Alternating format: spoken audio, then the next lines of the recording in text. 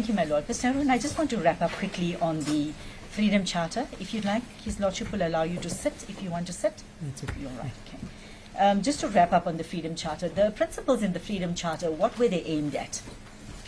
They were aimed at creating a new society, a vision for a new society. Right. So it covers lots of aspects: education, economics, control of the minds, the doors of learning. So it covers everything for a non-racial, non-sexist, democratic society. The meetings that were held discussing the principles around the Freedom Charter, would I be correct to say they were not political? They were not political? No, the Freedom Charter is so vast. So you cover sociology, history, economics, right. lots of subjects. Right.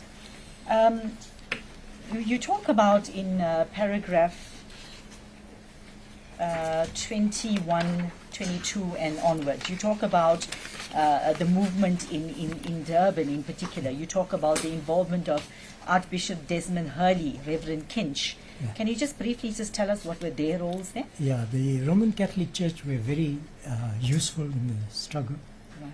and they played a very leading role. And Archbishop Hurley particularly, he was very supportive of the anti-apartheid struggle. Right. And in Stanger there was a Reverend, or Father Kinch as I used to call him. Right.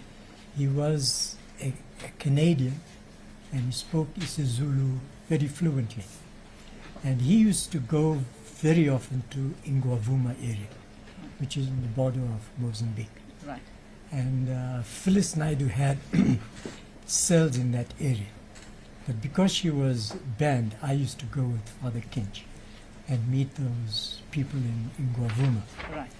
Ingwavuma at that time was a bush. So we used to park Father Kinch's car on the roadside and walk 10 kilometers inside. The big issue at that time was the land question. And the struggle was all about the peasants struggling for land. And attorney Edgy Bengu in Durban, he was handling the land issues. So that's how I got to go to Ingwavuma and keep the contact with the underground movement in Ingwavuma. Right. And incidentally, when Dorothy Nyemba was convicted, she was convicted for receiving guerrillas that came via Ingwavuma. I see. You also talk in paragraph 24, you say in 1967 you now begin working with the rising black consciousness movement. Can you just give us a little bit of history That's there? in the 70s, 67. Yes. 67, yes. Yeah. Yes. Now, our struggle at that time Yes. was to get recruits for controversies. Right. Because until 1976, Mkonto had only 10,000 members. Right. Now we saw the potential in this rising black consciousness movement, led by people like Vani Pichana, Steve Biko, Sats Cooper and others. And we saw the potential. And we knew they were speaking to the hearts of the masses. And we knew it's going to lead up to some uprising, without particularly anticipating Soweto 76 when it actually happened. Right. But the momentum was to build towards that. So when I got into the black consciousness movement, the serious textbook that we used at that time was Frantz Fanon's Wretched of the Earth. That was like the manifesto, not only for the black consciousness movement, but for the whole of African liberation. Right. So Steve Biko and I, coincidentally, we had two different copies. And we studied the Wretched of the Earth like a Bible, like a textbook. And we had intense discussions on black consciousness and on Frantz Fanon's work. And Frantz Fanon exercised a seminal influence on Steve Biko's thinking. So black consciousness created space for us to operate and look for recruits. And when Soweto 76 happened, then MK got an influx of another 32,500 soldiers. So by the time we disbanded, we had 42,500 soldiers. This way within the military wing. In the military. Right. Am I correct to say that there were various divisions of various areas, various regions where the MK was? You in particular were from the Transvaal? No. Right. The original MK was broken up into regions. Right, For example, you had the Natal region, right, Eastern Cape region, Western Cape.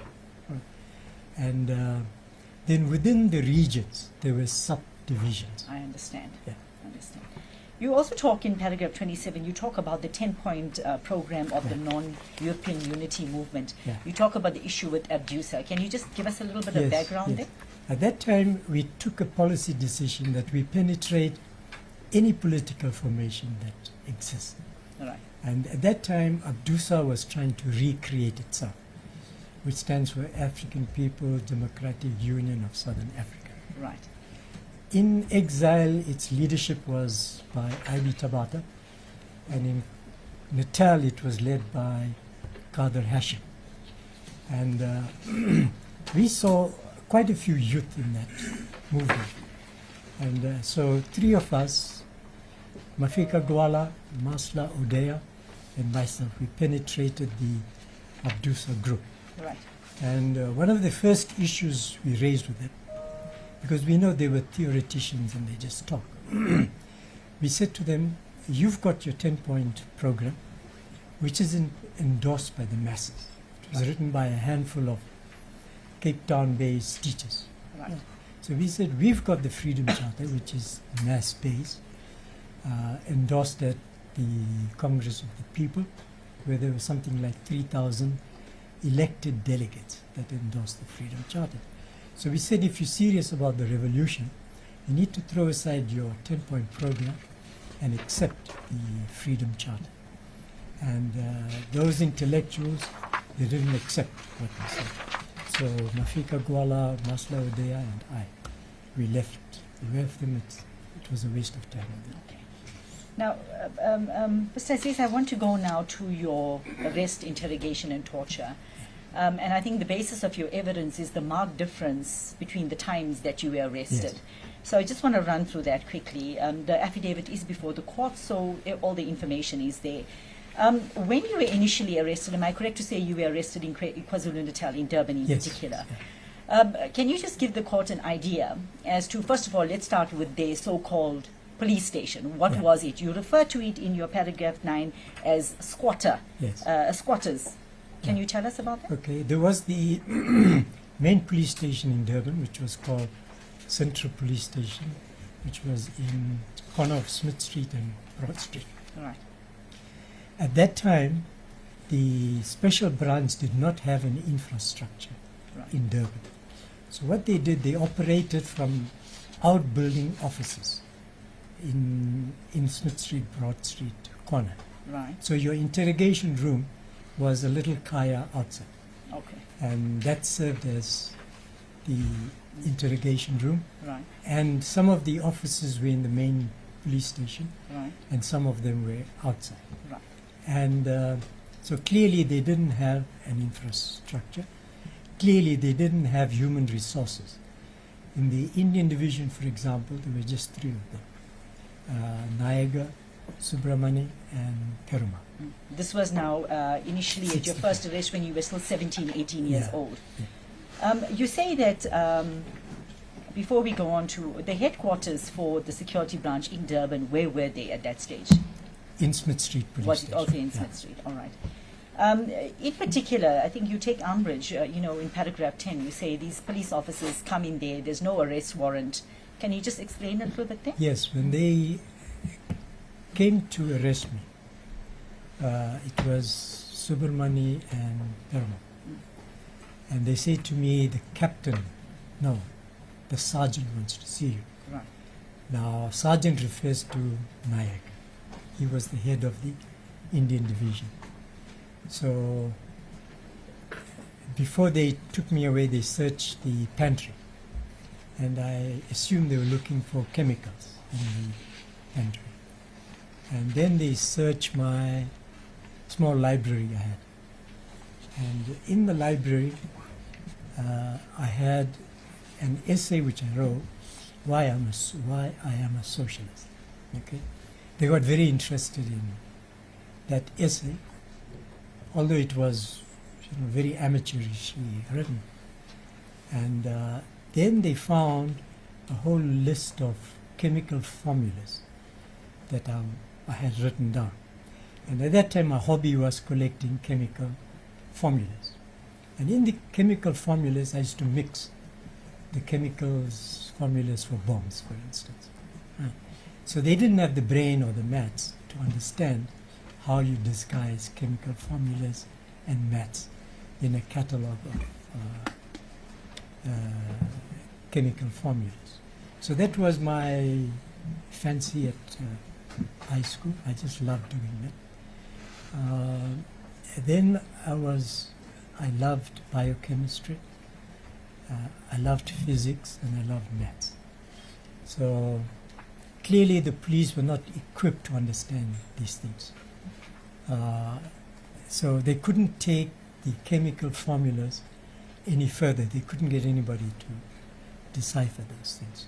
Right. So they took that away, and then without a search warrant that was, and without an arrest warrant, I was taken away to meet the sergeant, which was Nayaga. Right. Before you go on to describe your interrogation per se by Nayaga, you talk about in paragraph 30 of your affidavit, you say it was one police force but with segregation. Can you inform us? Tell us what that was all about? Yes. The Indian Special Branch had its own officers that was segregated from the white. And then there were hardly any Africans in the Special Branch at that time. Right. So although they reported to one command, but they were split, segregated along racial lines. And they thought it's normal, to be segregated. You talk about in paragraph 11, you say you go to see this Sergeant Nayaga, and in particular, he comes across as a very boastful man. Can you tell us about that? Yes. Now, Nayaga was in the habit of playing psychological games because his disreputation precedes him. Because in the community we knew that he's the torturer of people like Sunny Singh, Ibrahim, and those 19 people that were eventually convicted. So that was the disreputation that he had. So when I first met him, he tried to produce in me a psychological fear of him personally on a one-to-one. And he was well built like a boxer. He brandished his fists like a thug brandishes a dagger. And just sending threatening messages.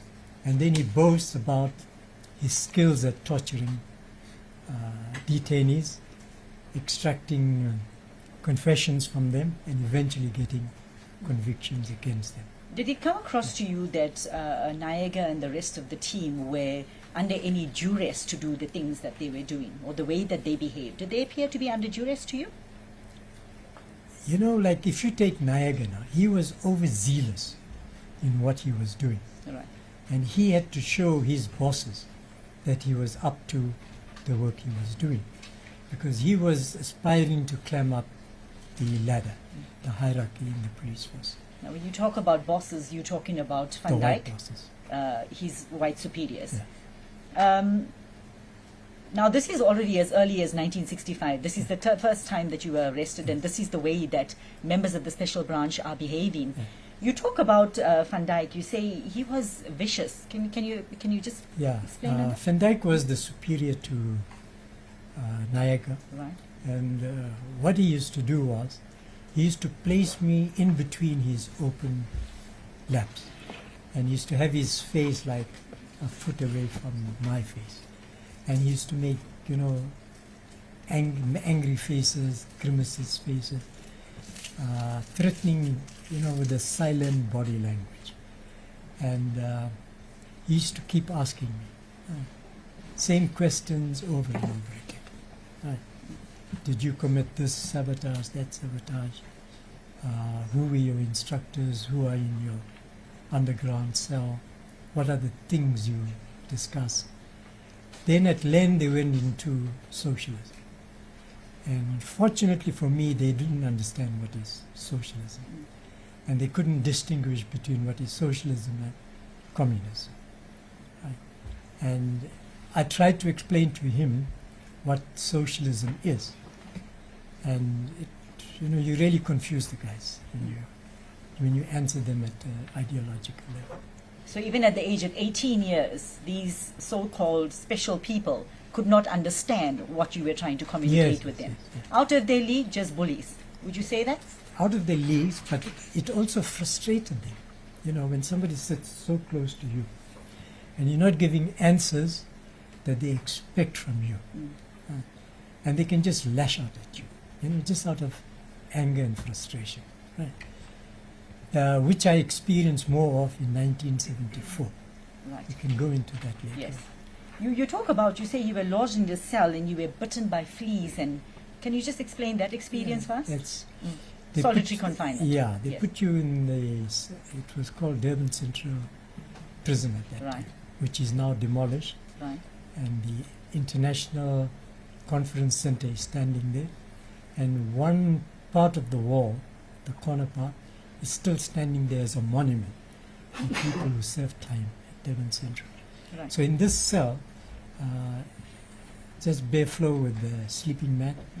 And I think they deliberately put in flea-infested Right. blankets. Right. And there is what you call to be crude, a shit bucket and a water container. Right. Clothing, were you allowed to keep any No, extra nothing, clothing? Nothing. And my body was gone pink with flea bites. With the flea bites. Were you ever allowed to take your shoelaces, a belt, a Yes, tie? it's the first. They take away shoelaces, take away your belt, anything what you can commit suicide. Right. That was the first thing that was removed. Yeah. And this is already the first time that you are now Yes. detained. Prof, you say that they assumed that you were weak because Yes. of your age. Yeah. Can you tell us about that? Age, and I think because they thought I'm a Muslim, and Muslims at that time were very passive, Right. very compliant with the system of apartheid. Right. Because in those days you never heard of Muslim organizations opposing apartheid. Right. So they assumed I'm one of the passive Muslims. Yeah. Right. In your paragraph 14, is something very interesting. You say Niagara boasts, he talks about being part of the best police force in the world. And we're using the word police force as opposed to police service now. He bragged about that? Yeah, police force, because he said they were able to break down people like Ibrahim, Sunny Singh, Right. and that 19 people that were there. Right.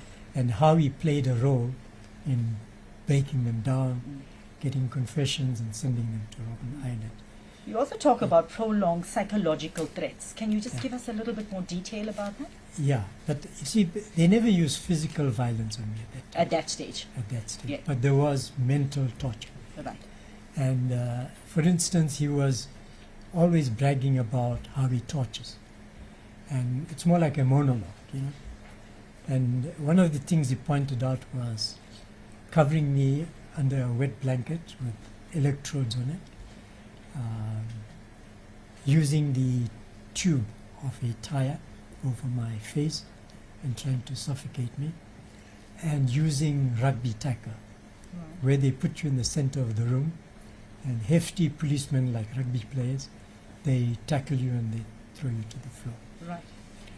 You mentioned also that they said to you how they can immobilize you using a wet towel. Yeah. Can you explain that for us? Yeah, there's various ways of doing that. Mm. Right. For instance, they would make you sit with your hands under your buttock, and you hold your ankles, and through that they put in a broomstick, right, which they call the helicopter. Right. And if the helicopter doesn't work, then they throw a wet blanket over you, Right. and they tie electrodes to it, Right. and they switch in the electricity. So That shocks you and Right. leaves no marks. all right. And once you were immobilized, they were free to do whatever they You wanted become to. rigid. Right. You can't move. Now, did they tell you this, or you experienced this? Is this something that you researched? No, or- no. This was their reputation, and Right. they played on on that reputation. Is this what you were also told? That Yes. this is what can happen to you? Yeah. You talk about, you say the routine and inexperience. You say here that at one stage you are repeatedly asked the same question, sometimes 4 or 5 questions the whole day. Yes. Is that correct? Yeah, for 30 days, actually. For 30 days, the same questions, Yeah. 4 or 5 questions. Yeah. Was anything ever written down? Well, initially they didn't write down anything, nor was anything recorded, because they were playing a mind game Right. with me. So eventually, when they couldn't get anything out of me, then I signed a so-called confession to them. Right. Now, in interrogation, at first very intuitively, and later on, scientifically, I learned counter-interrogation Right. techniques. So, and we used to discuss this in our cells, how to counter interrogation, how to bear torture, how to apply different meditative skills in countering Right. torture. You say here at paragraph 11 on page 5, paragraph 10, sorry, you were asked questions repeatedly the whole day. They would be shouting, swearing, and screaming at you. You say the idea was to wear you down, Yeah. and they were short-staffed and simply fumbled along. Yes. Can you just explain that? Yeah. You see, the special branch only got their training much later. Right. They got it from a person called André Brouffet. André Brouffet was a military strategist for the French colonial army. Right. So Brouffet developed torture techniques, military strategy, from the lessons the French learned in Algeria and Vietnam. And he put them in his books. So eventually our State Security Council, which was driven by the special branch, they were trained in those torture techniques and in those strategy and tactics of colonialism. And it's what later P.W. Botha called total onslaught.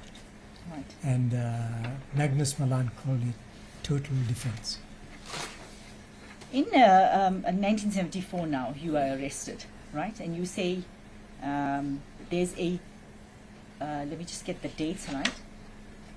There was a marked difference now Yeah. between the first time that you were arrested and the next. Were you again arrested by the same people? Yes, same two. All right. Now tell us what you experienced. Right. Right. There again, the two people came. They knocked on my door, and they said, "You know us?" I said, "Yeah, you know us. But show me your ID cards." So I took the ID cards, just made sure that they are who they are, and they're still in the police force. Then again, they went through the library looking for books, and they couldn't find anything of note. So they took me and handed me over to, again, Nayak. Same, more or less same procedure. And on a one-to-one with Nayak, he repeats the same thing that he said in 65.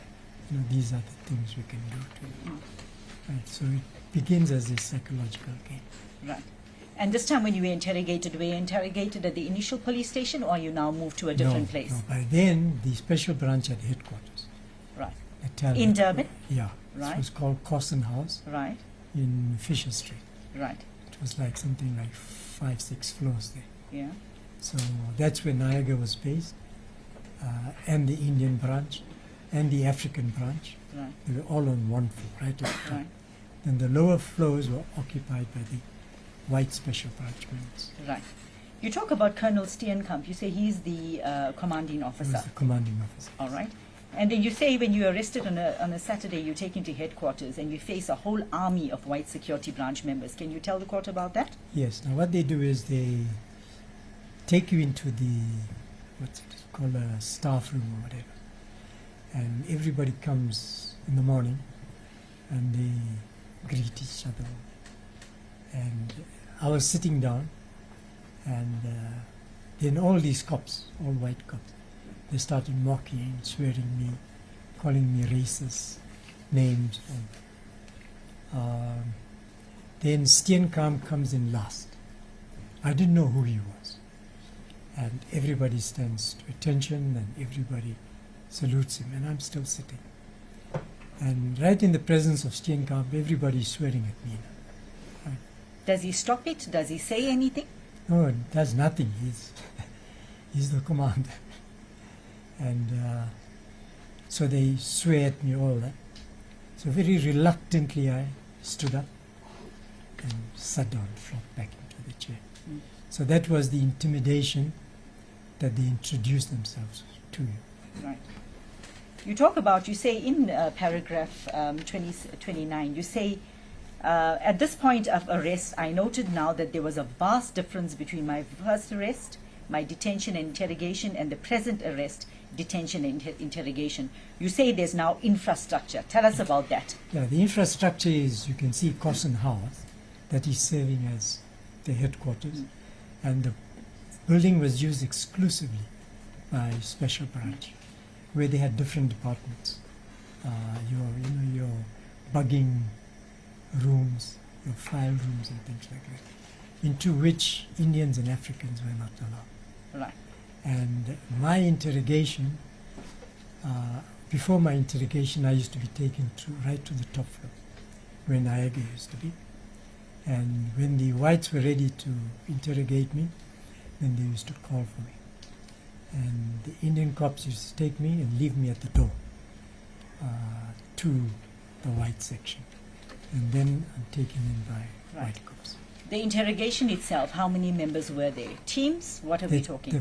The core team was led by McDooley. He was the lead interrogator. Right. The core torturer was Hendrik de Wet and another cop called Sevenster. Right. That's where the core. Then in came other cops like Andy Taylor, Dutoy, so many other cops whose name I don't know. You say that this time they knew what they were doing. The interrogations were more purposeful and well organized. Can you tell us about that? Yes. What they do is they try to get you to cooperate. Because without cooperation, they will get nothing from me or I might die. Right. But their idea is to keep me alive, to get information. Right. So what they do is they intimidate in such a way that it creates a conflict between my political conviction in the cause Right. and my natural instinct to preserve my life. Right. So there's a vacillation, mental vacillation between these two extremes. Right. And that's where the torture lies, that you need to manage this vacillation with lies. Now, in the underground, we discuss, is it ethical to lie? Right. Lots of debate. We didn't take these decisions easily, because in normal society you never lie. So the eventual decision we took, that in war conditions, when you're fighting a totalitarian fascist state, that it's permissible to lie to them to protect the struggle, to protect your comrades, to protect your military resources and things like that. Now we've heard evidence that it was not expected of you to hold on forever, to hold out. Yes. There were people. People are different. You would break at some point in Yes. time. Can you Yes, talk about that? Yeah. When we were practicing interrogation techniques or counter-interrogation techniques, the one thing we made very clear: don't act with bravado, because you will break. Sooner or later you will break. They'll wear you down and you will break. But how far you break is the thing. Right. So what they know about, you don't deny it. You admit it. But you need to be satisfied that they really know. Because they will tell you, we know everything. And we want to see you, how truthful you are. That was the catch. Now, we never fell for that. So we had to bear torture to gauge how much they knew. You say in the same paragraph on the turning of the training and interrogation skills, you say they are now more purposeful and well organized. The security branch received training on apartheid, or should I say, strategy and tactics. Yes, yes. How do you know this? Because it's there. When you look at the states, SSC, State Security Council Right. documents, they are there. What does it say? You will see the names of Professor Cochrane and Professor somebody from UNISA. Mm. These were the lecturers on Andre Bouffre's textbooks. Right. And the type of torture methods that were that was communicated to members of the special branch? Very much like what the French used in Algeria and in Vietnam. Right. So, you know, with general globalization, Right. you had globalization of torture Right. and interrogation techniques. You say in paragraph 30, at one stage you are told that you need to write your biography. Yes. Can you tell us what that was all about? Yes. Now that is the soft way to get you to cooperate with them. And they say if you write your statement to our satisfaction, we let you go. Mm. And you know, you're really tired in cell, and you're lethargic. You don't want to cooperate. So you write any nonsense that comes to mind. And what I wrote was full of opinions, no facts. Right. And Niger saw it, he tore it up. He says, no, there's no facts here. He tore it up. So he gives me more pages, go and write. So it happened a few times, Right. right? Until I was able to gauge what they knew and what they did. So it was more you playing a mind game with them than them playing with Very you. much, yeah. Right. Very much. Sir, you talk about at paragraph 31, you say now after approximately 2 weeks, the real interrogation starts. Can you tell us about that?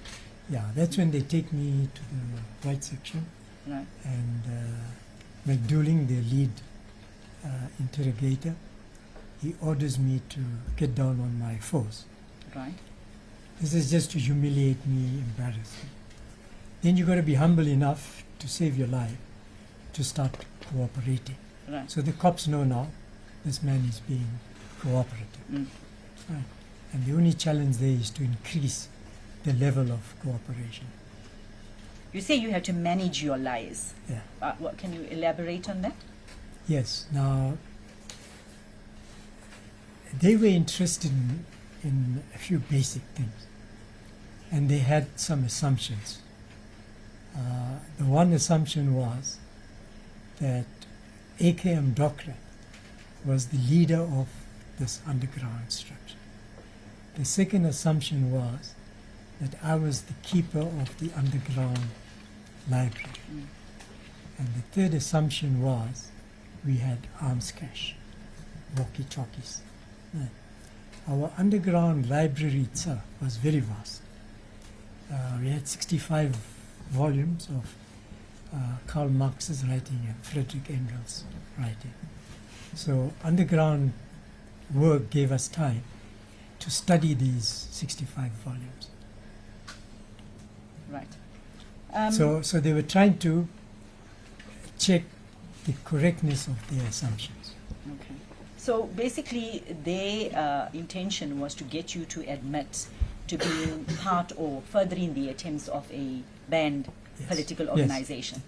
This is what they wanted you to admit to. Yes. In your first arrest, you said there was shouting, there was screaming. Now, is there still just shouting and screaming, or is there different types now of torture that's being? Okay, there is screaming and shouting, Yes. and the screaming and shouting used to happen when you are sitting or standing and they're asking you questions, Right. and you give them the same answers repeatedly. Right. Right. And while you repeatedly answer these questions, you memorize those lies you're going to speak Right. to them. Right. And you can see on their faces they're frustrated. And they will just lash at you and say, but why are you doing this to me? So that means I'm now torturing them or counter torturing them. Right. And they get very frustrated. Right. And they lash, they beat. You fall down, they boot you. that So kind you were kicked, you were booted. of all that. And You talk about a time where you were picked up from the chair. Yeah, Can you tell the court about this? okay. It wasn't a chair. It was called an invisible chair. The invisible chair. Okay, before we go to the actual or to this invisible, can you tell the court what the invisible chair was all about? Okay, the invisible chair was they make you stand on your bended knees, Right. so as if you're sitting on a chair, Yes. right? And they ask you questions, right? And then your knees go stiff, your shin bones all go stiff. And if you're not answering satisfactorily, then they tell you stretch out your hands and flick your fingers, Right. or they tell you fly like a bird, Right. right? And you do this. So you're supposed to fly like a bird. Yeah, so Yes. they increase your level of torture just on the invisible chair. Right. And then Seventh Star used to keep a knife right on my navel. Right. And I used to be quite close to the wall, but not against the wall. And now to fall down is very difficult because you'll fall into the dagger. So you've got to control how you fall down. And when you fall down, that's when they boot you. Anyway, indiscriminately, they boot you. Yes. Or they take your head and they bang it against the wall. And that was a very common thing. And then sometimes I used to pass out, and they used to come with water, pour it on me, revive me. And then as I'm getting revived, another cop will come, more like the priestly type. He'll come there and he'll say to me, why are you doing this to us? If you cooperate, we will be easy on you. Speaking like a padre would. And that was a little reprieve in the torture. So this was a good cop, bad cop type of attitude? Yes. Right. So when he left, then the real torturers come in. Right. And then it continues. Then you get a cop like Andy Taylor. Yes. Andy Taylor was a huge man, taller than the stone, with big arms. Yes. And he used to just grab me by my hair. I had a lot of hair at that time. He used to lift me like that and just throw me. Right. So you fall unbalanced. That was his specialized. Right. Mr. Assis, you talk about a time where you say here at paragraph 31, there was a so-called ANC expert policeman. Can you elaborate on the cop Yes, of that? there was one particular cop, I just can't recall his name. Right. And he introduced himself to me as the expert on ANC. Right. And he was the link, it appeared to me, between my interrogation team and Stenka. So he used to come in regularly and get feedbacks on the progress on the interrogation. He used to go out, presumably to Stenka, come back with new instructions, new questions, and things like that. Right. You, let's go to your interrogation sessions. We know that you were booted, you were punched, you were picked up, you were thrown, you are made to sit in this imaginary chair position. Your interrogations, were they limited to just during the day, or were there different times? No, routinely it was from, say, 9 o'clock to about 4 o'clock. Right. And that went on for 3 consecutive months. Months, 3 months. 3 months. Right. And then at midnight they used to come, late hours at night. And they used to start the interrogation again. Right. So, there's complete now sleep deprivation. And what I used to do was, when they used to lodge me back in the cell, I used to put the mat in the center of the cell. And I used to drive a make-believe car at a loud speed and loud noise, like a stress releaser. Then I used to fall down there and just laugh madly. Right. That was another form of stress release. Then I used to go to bed very early because you're tired, you're exhausted, you just want to sleep. And then while sleeping, they come in, bang the door, and start interrogation at odd hours of the night. So this Corson house that you talk about was exclusively for the security branch. Yes. No uniform branch policemen there? No, you don't see them. So All they plain clothes. had carte blanche to do what they wanted to do. Yeah. Right. You talk about here the guidelines that you spoke about when you were arrested. We've also heard evidence about this. I just want your comment on it. The idea was always to keep them busy with you to allow your other comrades to escape. Would that be correct? Yes. The instruction was to keep them guessing for at least an hour. Right. And in that 1 hour, everybody associated with you needs to flee. It was an instruction that was carried out also by President Zuma's wife when she was taken in and tortured. So she bore the torture for 1 hour, and it gave President Zuma, as head of intelligence, an hour to escape back to Swaziland. So that was more or less the time scale. During the time of your, before I just go there, before it slips my mind, the first time when you were detained, 17, 18 years old, were you ever charged No, for I was anything? just really What happened? How long were you in custody? 30 and days. How many? 30 days. For 30 days. Yeah. And what happened? Were there no charges leveled? You were simply No. told to go. Yeah. You were free. Yeah. Right. Whilst you were there, now the second time that you are detained, did you see a magistrate come along, a judge? Yes, that was a big joke. Was it a joke? You say Yeah. that? The magistrate's supposed to come once a week in terms of the law. Right. And he used to come to the cell, and the warder used to open the door. Right. And I used to be sitting down, which is defiance. And then the warder used to shout in Afrikaans, "Stand up." Now, at that time, I didn't know what it meant. So I continued sitting. So then, he gestures to you, stand up. So you stand up, and the magistrate asks you any complaints, one question. And then, you just shake your head and move away. So he goes. So that happened every week, or almost every week. Did you get the impression that he genuinely was there to look after your concerns? He was there to comply with the legal requirement Right. of a visit by magistrate. You talk about a one-on-one interrogation with Wellman. Yes. Right. This is also an interrogator. Can you just comment on that? Yes. Now, Velman, he was the investigator of the people who were arrested after the peasants' uprising in Mpondoland. Right. Just before the benefit of everyone, what was the peasants' uprising about? Peasant uprising was over the land question when the government had taken all the land away from them, Right. and there was a peasant movement to regain control of the land. Right. And Comrade Governor Mbeki was the leader in that area, and Leonard Mdingi was his lieutenant there. Right. So they were the two key people that organized the peasants' revolt Right. in Mpondoland. Right.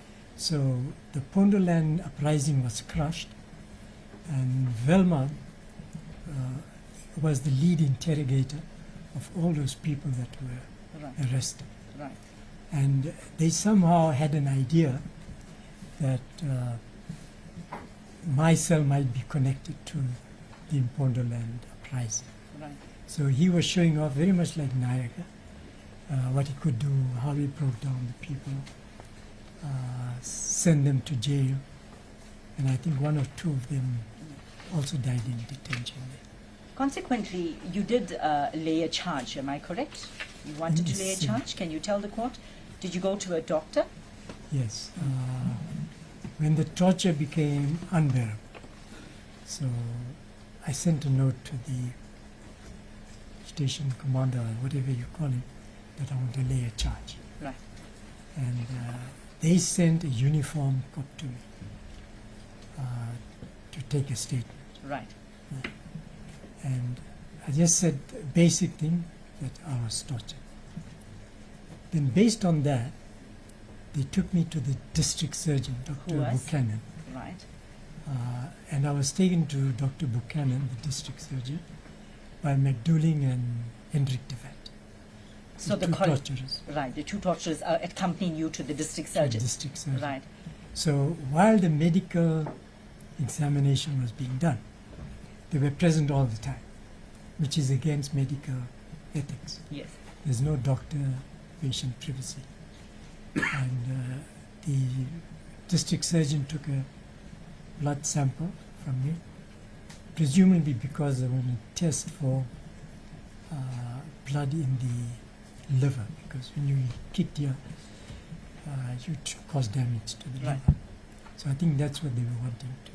Did you ever register a case? Do you know what happened to No. it? Firstly, the result of that examination never reached me. And then, when the same uniform cop came back to take this matter further, so I said to him, no, I don't want to take this matter any further. And then one of the special branch came, says, come with us, in a threatening way, and pushes me into a room with McDouling and DeVette. Okay, so then they swear me, you think you're clever, this thing. And then the interrogation torture continues without respite. So that went on for 3 exact months. Right. So how long were you in custody then at the second time now? Second time altogether was 9 months, 9 months. 270 days to be exact. Is that the amount of time that you were in custody? Yeah. 270 days. 200. Right. But the first 3 months Yes. was torture, physical, mental, torture. Then in December, when I wrote a statement of what I think they knew, then it subsided for a few weeks, the Christmas break. Right. Then I was transferred to the old Pretoria Central Prison. Before we go to Compol, I just need to find out. After the medical examination and you laid this charge, you were taken to Colonel Steenkamp's office. Am I correct? Yes. Can you tell us what was the commander's reaction to you laying a charge? The commander was shouting and screaming at me, and I just guessed this man is a mental patient. Right. And he says, no, my men will never do that, and you mustn't lie against my men. He's scolding me for what I had said, because it reflects badly on him Yes. that when people under his command are caught doing illegal things to detainees.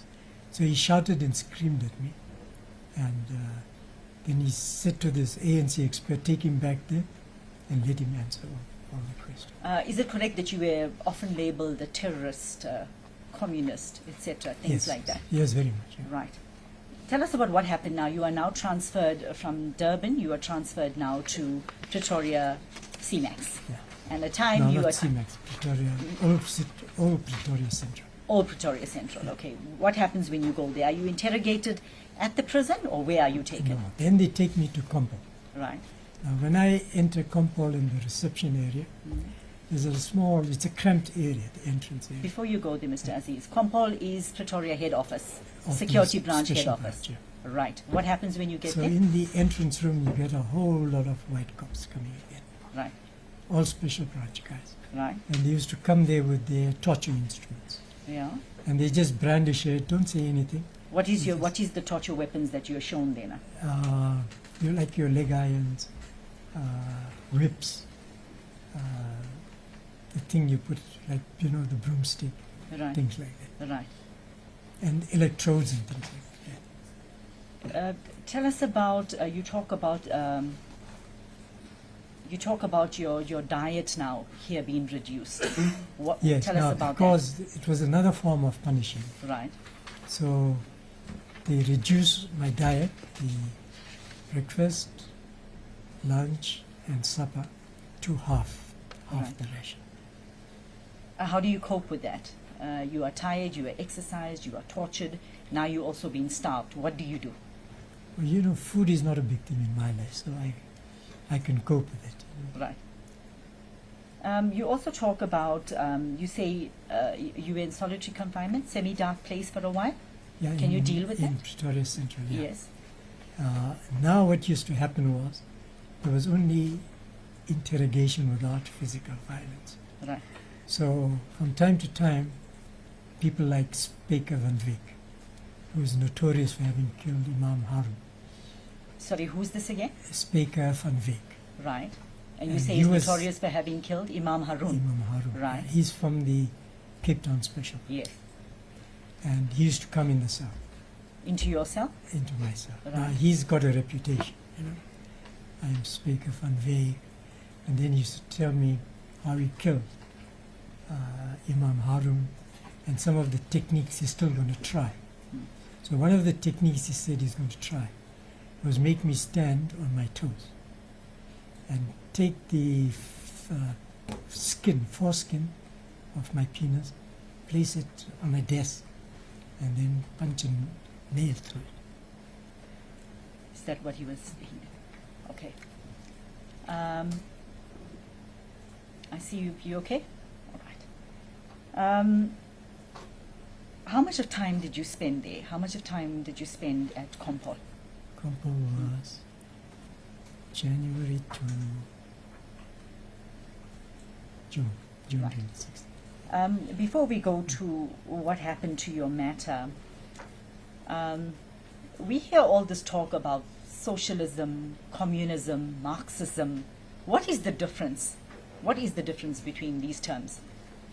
Okay, if you take Marxism, it's a suffix term that combines Karl Marx's name and an ism to it. Right, So it's a very misleading portmanteau right, that contains 65 volumes of Right. Marx and Engels libraries. Now, Marxism can be divided very broadly into three categories. The one category would be dialectical materialism. The other category would be historical materialism.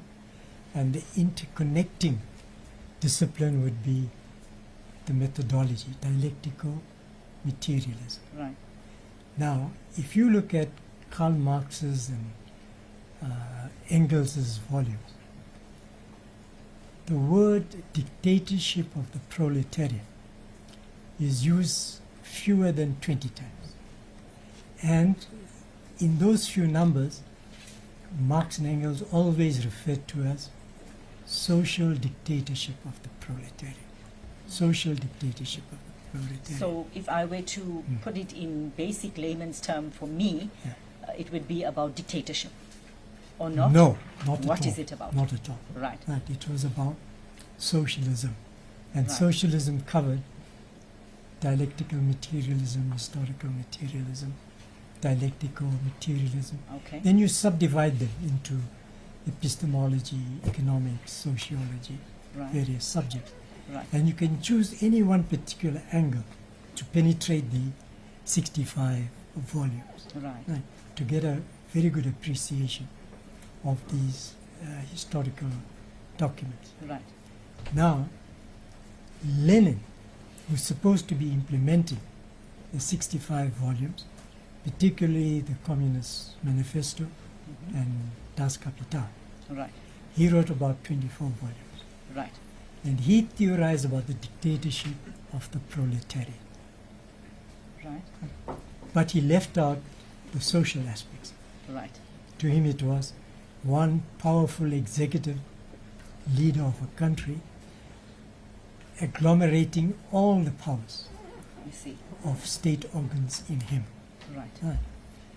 And eventually this led to a so-called communist state in Russia and in the USSR, right, which actually was not a communist state. It was a dictatorship firstly of Lenin and then taken over by Stalin. right, And Stalin brutalized that concept. So that's the communist aspect of it. right, Then you would get intellectuals like Dr. What's his name? The name of the doctor who's Inquest is? Aggett. Yes. Dr. Aggett. yes, Then you would get intellectuals like Dr. Aggett, They will accept Marxism, but they will reject communism. Sorry, run that by me again, David. They will accept Marxism Yes. as a humane doctrine, but they will reject communism, Right. which was inhuman Right. in its application. So, what was the big fear? Why was there such a fear that everybody that was arrested, you are a communist? What was the issue with that? Yes, now you don't have to be a communist, like a Stalinist communist, but Judge Rumpf defined communist as statutory communist. You don't have to be a card-carrying member of the Communist Party Right. to be declared a communist. You know, they can just suspect you're a statutory communist, and they can ban you. They can do whatever they want to. One other thing we need to remember Yes. is under interrogation in 1974. It was 7 stories to catch my testicles and squeeze it, or backslap my penis. Right. I just want to round up on this issue. What happened to your matter once you were here at Compol? What were you charged for? No, I was just detained for the whole 9 In months. terms, right, Right, and I was eventually let go right. without any charge. After 270 days. 270. So you were just let go. Yeah. Right. The other thing I wanted to ask you is you wrote a book mentally while you were in prison. Can Yes. you explain the mental Aspect. yes, Yeah. Now that was in Pretoria Central. yes. What did There you again, I used to put the sleeping mat on the floor, do? Right, and I used to circumambulate the sleeping mat, right, and I used to do meditative walking. right. And for every 2,000 paces I took, it counted as 1 mile. So I used to complete like 7 miles in that cell. Right. And while doing the meditative walking, I began writing a book. And the book was later published as Power of Revolution. Mhm. And it went into the science of what a revolution is. When you were released from the clutches of the security branch, what was the reaction of the community towards you? Oh, very negative.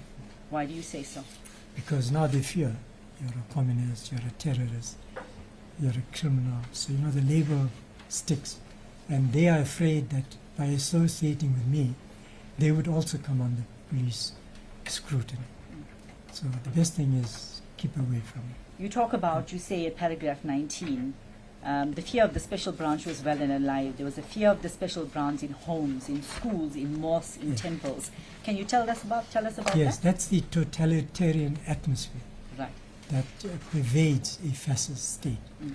And they create it in different ways. Right. For instance, the old SABC, used as a propaganda. Mm. The school education system, their curriculum is also a propaganda that eulogizes white superiority and denigrates so-called black inferiority. Right. And so the idea is to drive fear of the state and fear of the special branch, of what they can do to you. When you were at Compol, at the head office of Special Branch in Pretoria, did you get the impression that perhaps, you know, this was a once-off thing, you know, it wasn't the normal thing that happened, the torture and interrogation on you? No, when you walk into Compol, the interrogation section, Okay. my first impression of that was like reading something from Charles Dickens' novel describing a 19th century office, you know, or shop. Mm. No light to start off with. They had very dim lights there. Everything is deliberately in a chaotic state. Files, cups. There's no order in that thing. Anybody comes, anybody goes. Right? And anybody does anything to you. So it's like an atmosphere of chaos they create at Compol. After you were released, did the harassment by the Special Branch It stop? continued, yes. You mentioned in particular paragraph 19, you would say about how they would arrive at your house continuously without a search warrant, Yes. and your elderly mother would serve them a cup of tea. Yes. Can you explain that to the court? Yes. Sometimes they used to come, I shouldn't be at home. And my mother, being a mother, she doesn't know what's all this about. So out of courtesy, she used to offer them tea and biscuits, and they used to drink. And when I used to come back, in a nice way, I should scold my mother. I said, Right. why are you entertaining these people? Okay. But we laughed at it. Yeah. At paragraph 20, you talk about the Broederbond that lingered in every aspect of government. Can you comment on that? Yes. Mm. The Broederbond was the cabal, Afrikaner cabal, Right. that controlled the National Party, that controlled state security in South Africa, that controlled the special branch, controlled parliament, and the provincial legislature. Most of them were controlled by Broederbond, except the one in Cape Town, I think, and Natal. And the Broederbond's aim was to get the Afrikaners through so-called Afrikaner affirmative action or empowerment into the economic sphere of life.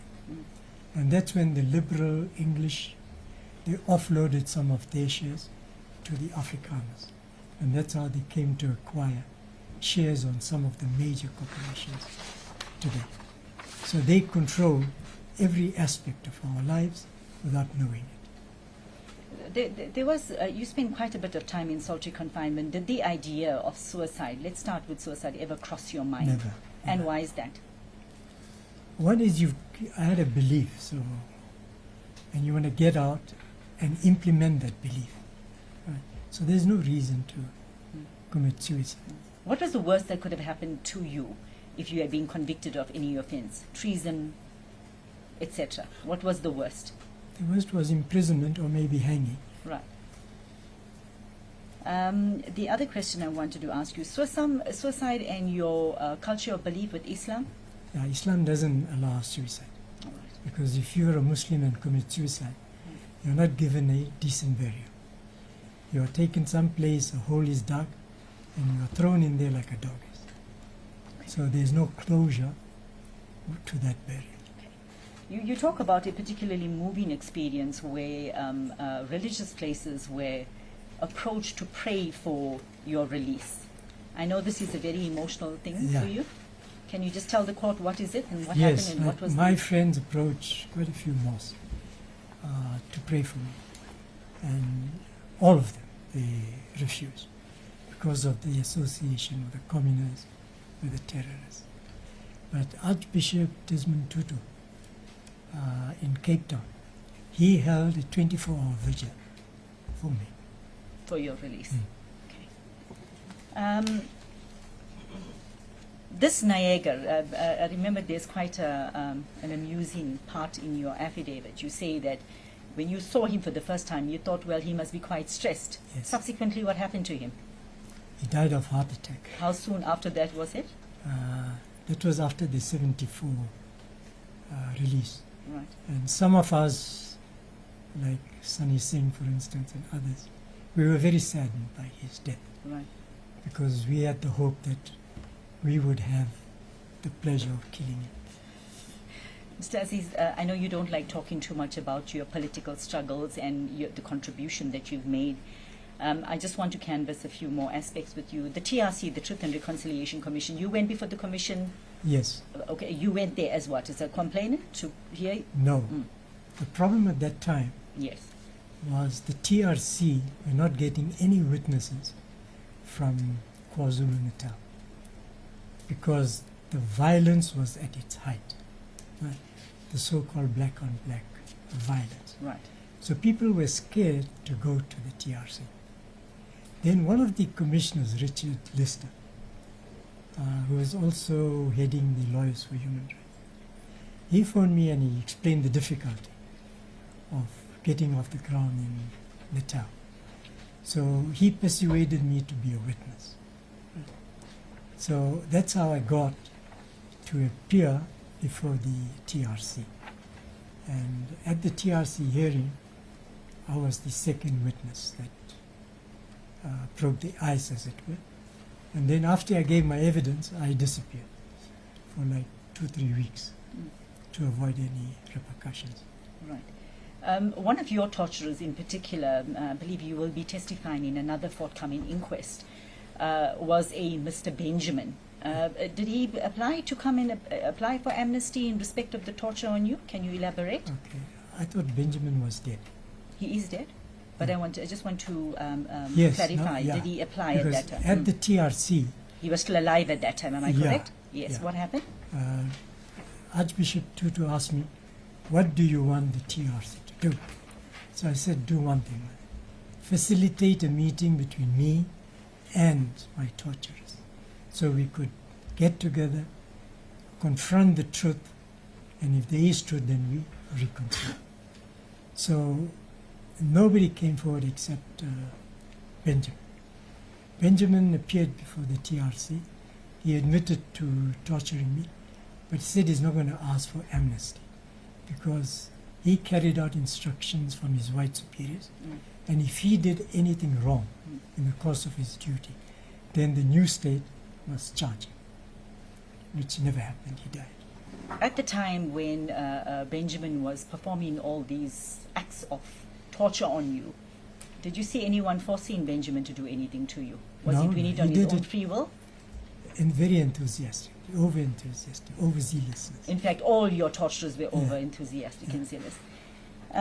In fact, later on, we are given to understand that Benjamin became ANC member. Yes, that was a joke. How did that go down with you? Not at all, not good at all. Because the ANC started losing its liberation values. Okay. Just one last issue. Mr. Aziz, you talk about pre-1960, you talk about post-1970. Would you agree with me that torture was systematic throughout the country by the special branch? Would you agree with that? Very, very systematic, not only in the country, it was Yes. globalized. Right. What they were doing to us, the French were doing in Vietnam, in Algeria. Right? And the other colonizers were doing the same. Okay. So it was globalized through the writings of André Brouffet. Is there anything else you'd like to say? Are you okay? That's all. Want me to ask anything else? Nothing further for this witness, my lord.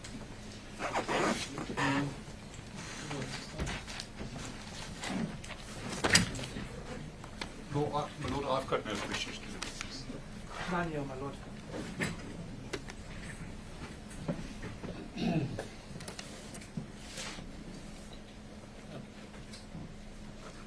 I was about to call you Professor, but I understand that you don't wish to be referred to as Professor. So, Mr. Aziz, you've just given evidence in relation to interrogation and torture techniques that were developed by the French in Algeria and Vietnam. Documentary evidence of South African police officers being trained by the French in interrogation techniques as you put forward in this court. Are you aware of that? Yes. What do you know about the French assisting the security branch with training? Yes, there was a conference on security at the old university, Grand Afrikaans University. Now it's called Johannesburg University. There was a conference and it was addressed by Cochrane and I think the one from UNISA. They were the experts on Brouffet in South Africa. Experts on what? I didn't hear that. Brouffet. B-E-U-F-R-E. DEU. B-E-U-F-R-E. André Brouffet. Cochrane was the lecturer at Wits University, Cochrane. And there was one lecturer from UNISA.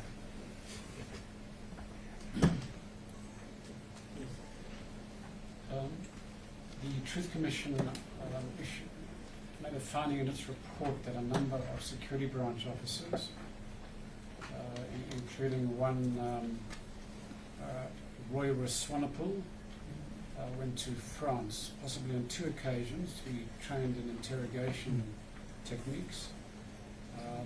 Are you familiar with Roy Swanepoel? By reputation, yes.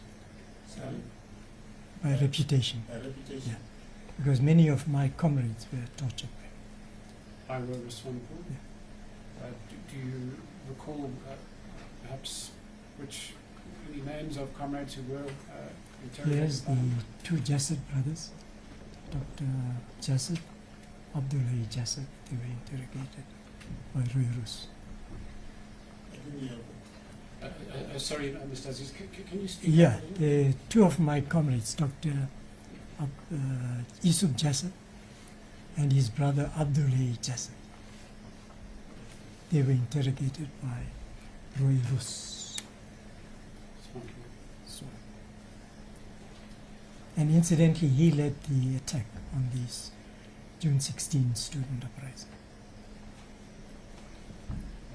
Mr. Aziz, when you were providing some background, providing some context in which many of these human rights violations during apartheid took place, you mentioned that there was a divide and perhaps some tension between the National Party, who you described as exclusively Afrikaans, Yeah. and then the white liberal English-speaking minority. Yes. Now certainly the tensions in those days between Afrikaans and English speakers is on the historical record, but I'm just wondering whether the divide that you speak of is necessarily that clear. And the reason I say that is because, in fact, there were many English speakers who were enthusiastic supporters of apartheid. Yes. And not only that, there were many English speakers who were part and parcel of the security branch, Yes. upholding the vicious system of apartheid and using third-degree elements. And perhaps the best example of that is none other than Arthur Conrad. Yes. Your response? Yes. Before I answer that question, it is what we call a partnership between fascism and liberal democracy. There was that cooperation, in fact a partnership. And monopoly capitalism or liberal democracy could not exist without fascism. So that thing went on. Then in Natal particularly, there were quite a few English-speaking students at Natal University who were part of NUSI. But they were either police informers, police agents, or special branch but working under disguise. And in fact, there were also a number of Afrikaners who opposed apartheid, and Yes. many who made the ultimate sacrifice. And some names spring to mind, such as Brown Fisher Exactly. and Beyers Nordia, not to mention many others. Yes. So in fact, the divide really was something of an artificial one. It was more bled. Yeah, it was very bled. No further questions. Thank you. I don't have any questions. Thank you. No excuses. My Lord, we were to have called another witness, Rosalia Ibrahams, but she has elected to rather hand in an affidavit. A copy of her affidavit has been circulated to all my colleagues. I beg leave to hand in the affidavit. And then, my Lord, we've run out of witnesses. The last issue, just to bring to His Lordship's attention, I've been informed by the investigating officer that the Nagra machine is in fact in working condition and it is compatible. However, there is a problem regarding the servicing of the machine, which will be done tomorrow, which means that we will only be able to listen to the reel on Friday. I've discussed it with all colleagues. Everybody seems to be amenable thereto. So one colleague from each of the teams will travel to a designated place so that we can listen to the tape. I'm told that the reel itself runs in the duration of at least 7 hours. So we will know then by tomorrow what needs to be done. We've got nothing further to add now, my lord. So are there any business for tomorrow? Yes, my lord. Yes, my lord, I think we do have a full day of witnesses tomorrow. I must check with my attorneys, but I believe we are starting with the evidence of the architects who were asked to prepare a report on the inspection of John Vorster Square, and in particular aspects dealing with the cells and the access routes into the second floor cell block. Lord, I can tell you that the architect in question would like to present a PowerPoint presentation to show the plans, as opposed to trying to show them on big reels of paper. So in the morning, with the leave of the court, we would like to erect a screen together with a projector which we'll bring to court. My attorneys advised me that they have already worked out where the screen and projector should be, so that the witness and the court and the parties, together with the gallery and others, will have a view. It might incur a few minutes delay when we're set up in the morning. That's fine. As a court please.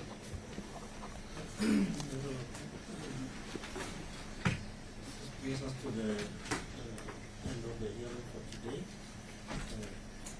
Just until tomorrow. All right.